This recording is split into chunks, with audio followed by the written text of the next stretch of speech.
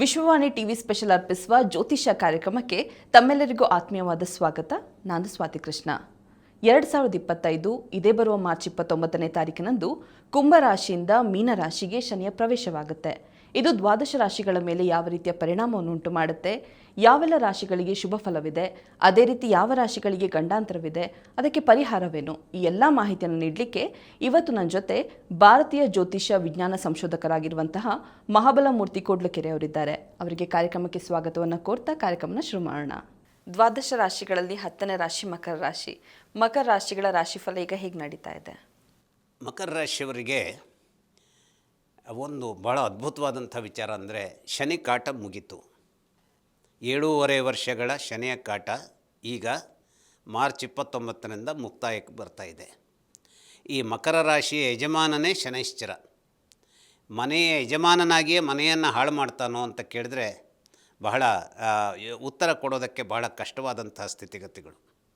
ಹಾಗಾದರೆ ಯಾಕೆ ಕಷ್ಟ ಮಾಡ್ತಾನೆ ಅಂತಂದರೆ, ನಾವು ಬಹಳ ಬಹಳ ಅಂದರೆ ಅಳತೆ ಮೀರಿ ಶನೈಶ್ಚರನನ್ನು ನಾವು ಏನು ಮಾಡ್ತೇವೆ, ಮೂದಲಿಸ್ತೇವೆ. ಶನಿ ಕಷ್ಟ ಕೊಡೋದಕ್ಕೆ ಬರ್ತಾ ಇದ್ದಾನೆ ಇದ್ದಿರಬಹುದು. ಆದರೆ ಇದೇ ಶನೈಶ್ಚರ ಒಳಿತನ್ನು ಕೊಡುವಂಥ ಸಂದರ್ಭದಲ್ಲಿ ಅವನು ಕೊಡುವಂತಹ ಅದ್ಭುತವಾದ ಒಳಿತುಗಳು ಅದನ್ನು ನಾವು ಸ್ವೀಕರಿಸಲಿಕ್ಕೆ ರೆಡಿಯಾಗಿರಬೇಕು. ಅದನ್ನು ಸ್ವೀಕರಿಸಲಿಕ್ಕೆ ಸಾಧ್ಯವಾಗದೆ ಹೋದಷ್ಟು ಅದ್ಭುತವಾಗಿ ಆತ ನಮ್ಮ ಜಾಬ್ನಲ್ಲಿ ಇಡಲಿಕ್ಕೆ ಅವನು ತನ್ನ ಶಕ್ತಿಯನ್ನು ತೋರಿಸಬಲ್ಲ. ಅಂತಹ ಶಕ್ತಿಯನ್ನು ತೋರಿಸುವಂಥ ಸ್ವರೂಪದಲ್ಲಿ ಇವತ್ತು ಮಕರ ರಾಶಿಯವರಿಗೆ ಮಾರ್ಚ್ 29ರ ನಂತರ ಶನೈಶ್ಚರ ಸಂಪೂರ್ಣವಾದಂಥ ಶಕ್ತಿಯೊಂದಿಗೆ ಇವರ ಅನುಗ್ರಹಕ್ಕೆ ಬರ್ತಾನೆ. ಹಾಗಾಗಿ ಮಕರ ರಾಶಿಯವರು ಯಾವುದು ಈ ಎಲ್ಲ ವರ್ಷಗಳಲ್ಲಿ ಬಿಸಿಲಿನ ಯಾತನೆಯಲ್ಲಿ ಬೆವರು ಇಳಿಸಬಹುದಾದಂತಹ ಸಾಧ್ಯತೆಯಾಗಿ ನಿಂತಿತ್ತು, ತಾವು ಹೊರಲಿಕ್ಕೆ ಸಾಧ್ಯವಾಗದೆ ಹೋದಷ್ಟು ಭಾರವಾದಂಥ ಚೀಲಗಳನ್ನು ಹೊತ್ತಿದ್ದರು, ಯಾವ ದಾರಿಯಲ್ಲಿ ಕೇವಲ ನೇರವಾದ ದಾರಿಯೇ ಇರದೆ ಆ ಒಂದು ಏರು ಪ್ರದೇಶದಲ್ಲಿ ಹತ್ತಬೇಕಾದಂತಹ ದುರ್ಭರತೆಯನ್ನು ಇವರು ಎದುರಿಸಿದ್ರು, ಆ ರಣಗುಡುವ ಬಿಸಿಲಿನಲ್ಲೂ ಗಾಳಿಯೇ ಇರದೆ ಬಾಯಾರಿಕೆಯಾಗುತ್ತಾ ಒದ್ದಾಟವನ್ನು ಅನುಭವಿಸಿದರು, ಅವೆಲ್ಲವೂ ಇದನ್ನು ನಾವು ಅನುಭವಿಸಿದ್ದೇವೆಯೇ ಅನ್ನೋದನ್ನು ಮರೆಯುವ ಹಾಗೆ, ಸರ್ರನೆ ಮರೆಯುವ ಹಾಗೆ ಒಳ್ಳೆಯದಾದಂತಹ ದಿನಗಳ ಸುಹಾಸಕರತೆಯನ್ನು ಇದೇ ಶನೈಶ್ಚರ ಇವರಿಗೆ ನಿರ್ಮಾಣ ಮಾಡಿಕೊಡ್ತಾನೆ. ಇದೇ ನಿರ್ಮಾಣವನ್ನು ಮಾಡಿಕೊಡುವಂತಹ ಸಂದರ್ಭದಲ್ಲಿ ಈ ರಾಶಿಯವರಿಗೆ ಶುಕ್ರದಶ ನಡೀತಾ ಇದೆ ಅಂತಾದರೆ, ಅಥವಾ ಬುಧ ದಶ ನಡೀತಾ ಇದೆ ಅಂತಾದರೆ, ಅಥವಾ ಯಾವುದೋ ಕಾರಣಕ್ಕಾಗಿ ಒಂದು ಧರ್ಮಕರ್ಮಾಧಿಪ ಒಂದು ಸ್ಥಿತಿಗತಿಗಳು ಇವರ ಜಾತಕದಲ್ಲಿ, ಮೂಲ ಜಾತಕದಲ್ಲಿ ಇತ್ತು ಅಂತಾದರೆ, ಆ ಧರ್ಮಕರ್ಮಾಧಿಪ ಯೋಗವನ್ನು ನಿರ್ಮಾಣ ಮಾಡಿದಂತಹ ಗ್ರಹಗಳ ದಶಾಕಾಲ ಈಗ ನಡೀತಿದೆ ಅಂತಾದರೆ ಇವರಿಗೆ ಅದ್ಭುತವಾದಂತಹ ಒಂದು, ಅಂದರೆ ಈಗ ಸಾಧಾರಣವಾಗಿ ಧರ್ಮಕರ್ಮಾಧಿಪ ಯೋಗ ಯಾರಿಂದಾಗಿ ಇವರಿಗೆ ಬರುತ್ತೆ ಅಂತಂದರೆ, ಈ ಒಂದು ಶುಕ್ರ ಮತ್ತು ಬುಧರ ಕಾರಣದಿಂದಾಗಿ ಇವರಿಗೆ ಒದಗಿ ಬರುತ್ತೆ. ಈ ಬುಧ ಶುಕ್ರರು ಆ ಸ್ವರೂಪದಲ್ಲಿ ಧರ್ಮಕರ್ಮಾಧಿಕ ಸ್ವರೂಪದಲ್ಲಿ ಅಥವಾ ಇನ್ನೇನೇ ಸ್ವರೂಪದಲ್ಲಿ ಒಳಿತಿನ ಜಾಗದಲ್ಲಿ ಇದ್ದಿದ್ದರೆ, ಅವರ ದಶ ಈಗ ನಡೆಯುವಂತಹ ಸಂದರ್ಭ ಆಗಿದ್ದರೆ ಮಕರ ರಾಶಿಯವರಿಗೆ ಅತ್ಯದ್ಭುತವಾದಂತಹ ದಿನಗಳನ್ನು ಮುಂದೆ ಕಾಣಬಹುದಾದಂತಹ ವಿಸ್ತೃತವಾದಂತಹ ಅವಕಾಶಗಳು ಇವರಿಗೆ ಒದಗ್ತಾ ಹೋಗುತ್ತೆ. ಅಷ್ಟೇ ಅಲ್ಲ, ಒದಗಿಸಿಕೊಳ್ಳಲಿಕ್ಕೆ ಬೇಕಾದಂಥ ಪೂರ್ವಭಾವಿಯಾದಂಥ ಧೈರ್ಯವನ್ನು, ಯಾಕೆಂದರೆ ಯಾವುದನ್ನೇ ಮಾಡುವಂಥದ್ದಾದರೂ ನಮಗೊಂದು ಧೈರ್ಯ ಅನ್ನುವಂಥದ್ದಿರಬೇಕು. ಈಗ ನಾನು ಯಾರದೋ ಭೇಟಿಗೆ ಹೋಗ್ತೇನೆ, ಆ ಭೇಟಿಗೆ ಹೋದಾಗ ಈಗ ನಾನು ಒಬ್ಬ ಮಂತ್ರಿಯನ್ನು ಕಾಣಲಿಕ್ಕೆ ಹೋಗಬೇಕು, ಅಲ್ಲಿ ಪೊಲೀಸರು ತಡೀತಾರೆ, ನಿಮಗೇನ್ರಿ ಕೆಲಸ, ಏನಿದೆ, ಇದನ್ನೆಲ್ಲ ನಾವು ಏನು ಮಾಡಬೇಕು, ಒಂದು ವಿತ್ ಟ್ಯಾಕ್ಟಿಕ್ಸ್ ಅದನ್ನು ನಾವು ಏನು ಮಾಡಬೇಕಾಗತ್ತೆ, ಟ್ಯಾಕಲ್ ಮಾಡಬೇಕಾಗತ್ತೆ. ಹಾಗೇಳಿ ನಮ್ಮ ಬುದ್ಧಿ ಏನಿರಬೇಕು, ಕ್ರಿಮಿನಲ್ ಇರಬಾರ್ದು. ಯಾವುದೋ ಒಂದು ಸದುದ್ದೇಶವನ್ನು ಇಟ್ಟುಕೊಂಡು ಹೋದಾಗ, ಅದನ್ನು ಯಾವುದೋ ಒಂದು ವ್ಯಕ್ತ ಸ್ವರೂಪದಲ್ಲಿ ಅದನ್ನು ಹಂಚಿಕೊಂಡಾಗ ಆ ನಮ್ಮನ್ನು ತಡೆಯುವ ಶಕ್ತಿಗಳು ಕೂಡ ಏನು ಮಾಡ್ತವೆ, ನಮಗೆ ಸಹಕರಿಸಬೇಕು ಅನ್ನುವಂತಹ ಮನೋಭಾವವನ್ನು ಅವು ತಡೆದುಬಿಡ್ತವೆ.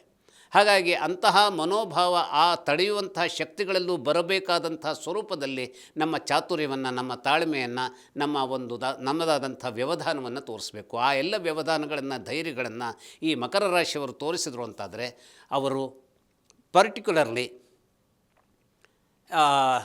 ವಿಶೇಷವಾಗಿ ಇವರು ತೋರಬಹುದಾದಂಥದ್ದು ಅಂತಂದರೆ ಏನು ಅಂತಂದರೆ, ಈ ಸ್ವೀಟ್ಸ್ ಮಳಿಗೆ ಅಥವಾ ಯಾವುದೇ ರೀತಿಯ ರೆಸ್ಟೋರೆಂಟ್ಸ್ ಅಥವಾ ಪಂಚತಾರಾ ಹೋಟೆಲ್ಗಳು ಅಥವಾ ಯಾವುದೇ ಒಂದು ಈಗ ಫುಟ್ಪಾತ್ನಲ್ಲಿ ಹಾಕುವಂತಹ ಸರಿಯಾದ ಲೈಸೆನ್ಸನ್ನು ತಗೊಂಡೇ ಫುಟ್ಪಾತ್ನಲ್ಲಿ ಹಾಕಬಹುದಾದಂತಹ ಚಿಕ್ಕ ಚಿಕ್ಕ ಫುಡ್ ಸ್ಟಾಲ್ಗಳು, ಇಂಥದ್ರಲ್ಲಿ ಎಲ್ಲ ಒಂದು ವಿಶೇಷವಾದಂತಹ ಗಳಿಕೆಯನ್ನು ಪಡೆಯಲಿಕ್ಕೆ, ಆ ಗಳಿಕೆ ಇನ್ನೊಂದು ದಿನದ ಇನ್ನೊಂದು ರೀತಿಯ ವಿಸ್ತೃತ ಸ್ವರೂಪದಲ್ಲಿ ಅದನ್ನು ಬೆಳೆಸ್ಕೊಳ್ಳೋದಕ್ಕೆ ಇವತ್ತು ಫುಟ್ಪಾತ್ ಸಮೀಪದಲ್ಲಿ ಇರುವಂತಹ ಒಂದು ಸಿಕ್ಕ ತಿನಿಸಿನ ತಿಂಡಿಯನ್ನು ಒಂದು ರೂಪಿಸುವುದರ ಮೂಲಕ ಎಲ್ಲೋ ಒಂದು ಕಡೆ ಇದೊಂದು ಚಿಕ್ಕದಾದಂತಹ ಒಂದು ಇದಕ್ಕೆ ತೊಡಗಿಕೊಂಡಿದ್ದೇನೆ ಹೇಳುವಂತಹದ್ದು ಮನಸ್ಸಿನಲ್ಲಿ ವ್ಯಥೆಯ ಭಾವನೆ ಇದ್ದರೂ ಕೂಡ ಅದು ಇನ್ನೊಂದು ಸ್ವರೂಪದ ದೊಡ್ಡ ಸ್ವರೂಪಕ್ಕೆ ವಿಸ್ತರಿಸಬಹುದಾದಂತಹ ಅವಕಾಶಗಳನ್ನು ಇನ್ನು ಕೇವಲ 1-2 ವರ್ಷಗಳಲ್ಲಿ ಇವರು ಪಡೆಯೋದಕ್ಕೂ ಕೂಡ ಶನೈಶ್ಚರ ಇವರಿಗೆ ಅವಕಾಶವನ್ನು ಮಾಡಿಕೊಡ್ತಾನೆ. ಅಷ್ಟೇ ಅಲ್ಲ, ಈ ಅವಕಾಶಗಳು ಬುಧ ಮತ್ತು ಶುಕ್ರರ ಸ್ವರೂಪದಲ್ಲಿ ಬರಬಹುದು. ಬುಧ ಮತ್ತು ಶುಕ್ರರ ಸ್ವರೂಪದಲ್ಲಿ ಬಂದಾಗ ಏನಾಗುತ್ತೆ, ಪರ್ಟಿಕ್ಯುಲರ್ಲಿ ಮಾಡೆಲಿಂಗ್ ಕ್ಷೇತ್ರ ಅಥವಾ ಕಿರುತೆರೆ ಅಥವಾ ನಾವು ಯಾವತ್ತು ಈ ಲೈಮ್ ಲೈಟ್ಸ್, ಈಗ ಲೈಮ್ ಲೈಟ್ ಸಾಧಾರಣ ಎಲ್ಲಿರುತ್ತೆ, ಲೈಮ್ ಲೈಟ್ ಹೇಳುವಂಥದ್ದು ಜೀವನದ ಎಲ್ಲ ಬೆಳಕಿನ ಸಂದರ್ಭದಲ್ಲೂ ನಾವು ಹೇಳುವಂಥದ್ದು ಹೌದಾದರೂ ಕೂಡ ಕೆಲವೊಂದು ಸಲ ನಾವು ಬೇಗ ಹೇಗೆ ಜನರನ್ನು ತಲುಪ್ತೇವೆ ಅಂತಂದರೆ ಮಾಧ್ಯಮಗಳ ಮೂಲಕ ನಾವು ತಲುಪ್ತೇವೆ, ಸಿನಿಮಾಗಳ ಮೂಲಕ ತಲುಪ್ತೇವೆ, ಮಾಡೆಲಿಂಗ್ ಕ್ಷೇತ್ರದಲ್ಲಿ ತಲುಪ್ತೀವಿ. ಹಾಗಾಗಿ ಈ ಒಂದು ಸೆಲೆಬ್ರಿಟಿ ಅನ್ನುವಂಥ ಒಂದು ಸ್ಟೇಟಸ್ ಏನಿರುತ್ತೆ, ಆ ಸೆಲೆಬ್ರಿಟಿ ಸ್ಟೇಟಸ್ ಮಕರ ರಾಶಿಯವರಿಗೆ ಒದಗಿ ಬರೋದಕ್ಕೆ ಈಗ ಬಹಳ ಏನಂದರೆ ಅನುಕೂಲಕರವಾದಂಥ ಟೈಮ್ ಆಗಿದೆ. ಈ ಟೈಮು ಕೇವಲ ಶನೈಶ್ಚರನಿಂದಲೇ ಒದಗಿ ಬರುವಂಥದ್ದಕ್ಕೆ ಯಾವಾಗಲೂ ಜೀವನದಲ್ಲಿ ಎಲ್ಲ ಗ್ರಹಗಳ ಒಂದು ಸಪೋರ್ಟ್ ಬೇಕು ಅಂತಿಲ್ಲ. ಒಂದು ಗ್ರಹದ ಸರಿಯಾದ ಸಪೋರ್ಟ್ ಸಿಕ್ತು ಅಂತಾದರೆ ಯಾವುದನ್ನು ಮೀರಿ ನಡೆಯಬಹುದಾದಂತಹ ಸಕ್ಸಸ್ಸನ್ನು ಒಬ್ಬ ವ್ಯಕ್ತಿ ಸಂಪಾದಿಸಬಲ್ಲ. ಹಾಗಾಗಿ ಆ ವ್ಯಕ್ತಿಗೆ ಬೇಕಾದಂತಹ ಧೈರ್ಯ ಶನೈಶ್ಚರನೇ ಕೊಡುವಂತಹ ಒಂದು ಸದವಕಾಶ ಈಗ ಒದಗಿ ಬಂದಿರೋದರಿಂದ ತನ್ನ ರಾಶಿಯ ಯಜಮಾನತ್ವದ ಈ ವ್ಯಕ್ತಿಗಳಿಗೆ ವಿಶೇಷವಾದಂತಹ ಸೌಲಭ್ಯವನ್ನು ಕೊಡೋದಕ್ಕೆ ಶನೈಶ್ಚರ ಈಗ ಕಟಿಬದ್ಧನಾಗಿದ್ದಾನೆ. ಆದರೆ ಒಂದು ಸಣ್ಣ ವಿಚಾರದಲ್ಲಿ ಇವರು ಎದುರಿಸಬೇಕಾದಂತಹ ಸಂದರ್ಭ ಹೇಗೆ ಬರುತ್ತೆ ಅಂತಂದರೆ, ಇವರ ಈಗ ಕುಂಭಕ್ಕೆ ಮೇ ಮಧ್ಯಭಾಗದಿಂದ ರಾಹು ಬರ್ತಾ ಇದ್ದಾನೆ. ಈ ರಾಹು ಬರುವ ಕ್ರಿಯೆಯಿಂದಾಗಿ ಏನಾಗುತ್ತೆ, ಈ ರಾಹು ಅಂದರೆ ಏನು, ಅದು ವಿಷಮಯವಾದಂಥ ಜಂತು, ವಿಷಮಯವಾದಂಥ ಸರ್ಪ. ರಾಹು ಅಂತಂದರೆ ಸರ್ಪದ ಹೆಡೆ, ಕೇತು ಅಂದರೆ ಸರ್ಪದ ಬಾಲ. ಈ ಹೆಡೆ ಎಲ್ಲಿದೆ, ಧನಸ್ಥಾನಕ್ಕೆ ಬರುತ್ತೆ. ಅಂದರೆ ಕುಂಭ ರಾಶಿ ಅಂದರೆ ಮಕರ ರಾಶಿಯವರಿಗೆ ಅದು ಏನಾಗಿರುತ್ತೆ, 2ನೇ ಮನೆಯಾಗಿರೋದ್ರಿಂದ ಅದು ಧನಸ್ಥಾನ. ಧನಸ್ಥಾನದಲ್ಲಿ ರಾಹುವಿನ ಆಗಮನ ಆಗತ್ತೆ ಅನ್ನುವಂಥ ಕಾರಣಕ್ಕಾಗಿ ಹಣಕಾಸಿನ ವಿಷಯದಲ್ಲಿ ವಿಶೇಷವಾದಂಥ ಎಚ್ಚರಿಕೆ ಬೇಕು. ಕೆಲವೊಂದು ಸಲ ಏನಾಗುತ್ತೆ, ಎಲ್ಲೋ ಮರೆತು ನಾವು ಹಣವನ್ನು ಇಡುವಂಥದ್ದು ಅಥವಾ ಯಾರೋ ತಿಳಿದಿರದ ಜನರ ಮೂಲಕವಾಗಿ ಹಣವನ್ನು ಕಳಿಸುವಂಥದ್ದು ಅಥವಾ ಯಾರೋ ಬಂದು ಕೇಳಿದರು ಅಂತ ದೊಡ್ಡ ಮೊತ್ತದ ಹಣವನ್ನು ಕೊಡುವಂಥದ್ದು, ಇಂಥದ್ದೆಲ್ಲ ಏನಾಗುತ್ತೆ, ಅನೇಕ ಕಾರಣಗಳಿಗಾಗಿ ಅದು ನಮಗೆ ತೊಂದರೆಯನ್ನು ತರಬಹುದಾದಂಥ ವಿಚಾರಕ್ಕೆ ಅದು ಪರಿವರ್ತನೆಗೊಳ್ಳಬಹುದು. ನಮ್ಮಲ್ಲಿ 10 ಕೋಟಿ ಇರಬಹುದು, 10 ಕೋಟಿಯಲ್ಲಿ 1 ಕೋಟಿ ಹೋದರೆ ಅಂಥ ದೊಡ್ಡ ಲಾಸ್ ಅಂತ ನಾವು ಗ್ರಹಿಸಲಿಕ್ಕೆ ಆಗೋದಿಲ್ಲ. ಇನ್ನು 9 ಕೋಟಿ ಇರುತ್ತೆ. ಆದರೆ 1 ಕೋಟಿ ನಿಜಕ್ಕೂ ದೊಡ್ಡ ಹಣ. ಅಂಥದ್ದನ್ನು ಯಾಕೆ ನಮ್ಮ ಒಂದು ಅಜಾಗ್ರತೆಯಿಂದ ಬೇರೆಯವರ ಕೈವಶ ಆಗುವಂತೆ ಮಾಡಬೇಕು? ಹಾಗಾಗಿ ಯಾವುದೇ ಇರಲಿ 1 ಪೈಸಾ ಕೂಡ ನಮಗೇನಾಗಿರುತ್ತೆ, ಬಹಳ ಮಹತ್ವದ್ದಾಗಿರುತ್ತೆ. ಹಾಗಾಗಿ 1 ಕೋಟಿಯನ್ನು 10 ಕೋಟಿ ಇದೆ ಅನ್ನೋದ್ರ ಬಗ್ಗಾಗಿ 1 ಕೋಟಿಯನ್ನು ಕಳ್ಕೊಳ್ಳೋದಕ್ಕೆ ನಾವು ಹೋಗಬಾರ್ದು. ಇನ್ನು ಯಾವಾಗೋ ಒಂದು ಕೆಲವು ಸಲದಲ್ಲಿ ನಮ್ಮದೇ ಆದಂತಹ ಒಂದು ಸಾಹಸ ಪ್ರವೃತ್ತಿಯನ್ನು ತೋರಿಸುವಾಗ 1 ಕೋಟಿಯನ್ನು ಕಳ್ಕೊಳ್ಳೋದ್ರ ಮೂಲಕ ವಿಶೇಷವಾದಂತಹ ಒಂದು ಬಾಧೆಯನ್ನು ಅನುಭವಿಸಬಾರ್ದು.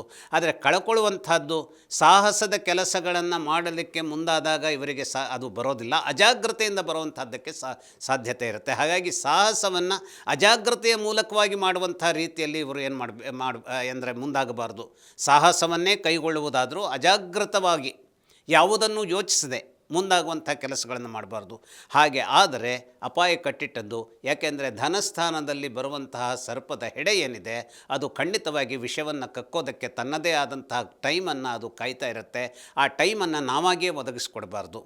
ಹಾಗೆಯೇ ಇವರ ಪಾಲಿಗೆ ಏನಾಗುತ್ತೆ, ಇವರ ಪಾಲಿಗೆ ಭಾಗ್ಯದಲ್ಲಿ ಕುಂಭರಾಶಿಯ ಭಾಗ್ಯದಲ್ಲಿ ಇರುವಂತಹ ಭಾಗ್ಯಕ್ಕೆ ಬೇಕಾದಂತಹ ಶಕ್ತಿ ಅನೇಕ ರೀತಿಯಲ್ಲಿ ಒಳಿತಿನ ಸ್ವರೂಪದ ಶಕ್ತಿಯೇ ಆಗಿದ್ದಿದ್ದರೂ ಕೂಡ ಈ ಕೇತು ಇವರಿಗೆ ಬಾಧಕನಾಗೇ ಇರ್ತಾನೆ. ಯಾಕೆಂದರೆ ಈಗ 2ನೇ ಮನೆಗೆ ಬಂದಂತಹ ರಾಹು ಧನಸ್ಥಾನಕ್ಕೆ ತೊಂದರೆಯನ್ನು ತಂದರೂ ಕೂಡ 8ನೇ ಮನೆಯಲ್ಲಿ ಪ್ರವೇಶ ಅದೇ ಸಂದರ್ಭದಲ್ಲಿ ಆದಂತಹ ಕೇತು ಏನು ಮಾಡ್ತಾನೆ, ರೋಗ ರುಜಿನಗಳ ಸಂದರ್ಭಕ್ಕೆ ಸ್ವಲ್ಪ ಬಾಧೆಯನ್ನು ತರ್ತಾನೆ. ಹಾಗಾಗಿ ಆರೋಗ್ಯದ ಬಗೆಗಿನ ಎಚ್ಚರವನ್ನು ತಮ್ಮ ಯಶಸ್ಸಿನ ಸಂದರ್ಭದಲ್ಲಿ ಅನೇಕ ಜನ ಏನು ಮಾಡ್ತಾರೆ, ಆರೋಗ್ಯದ ಬಗೆಗೆ ಅಷ್ಟಾಗಿ ಕಾಳಜಿಯನ್ನು ವಹಿಸೋದಿಲ್ಲ.